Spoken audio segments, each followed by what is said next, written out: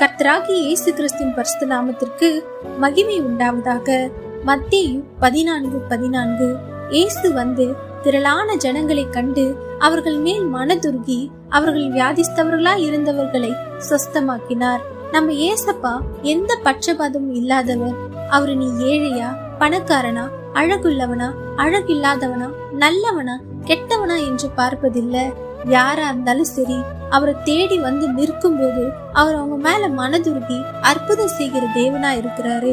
இந்த வசனத்துல திரளான ஜனங்களை கண்டு அவர்கள் மேல் மனதுருகி என்று எழுதியிருக்கு. அப்ப அந்த ஜனங்கள் எல்லாரும் பணக்காரங்களா, அழகுள்ளவங்களா, நல்லவங்களா இருப்பாங்க என்று இல்லல்ல. ஆனா ஏசப்பா அங்க வந்த எல்லா ஜனங்களையும் கண்டு அவங்க மேல மனதுருகி அவங்களுக்கு அற்புத அதிசயம் செய்கிறார்.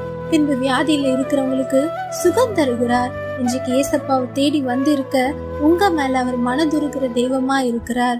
அவர் உங்க மேல மனதுருகிறதுனால இன்றைக்கு உங்க வாழ்க்கையில் இருக்கிற பிரச்சனைகள், போராட்டங்கள், நிந்தைகள், வியாதிகள் எல்லாவற்றிலிருந்து சுகம் தந்து உங்களை நடத்த போகிறார். நம்பிக்கையா இருங்க. ஆமீன்.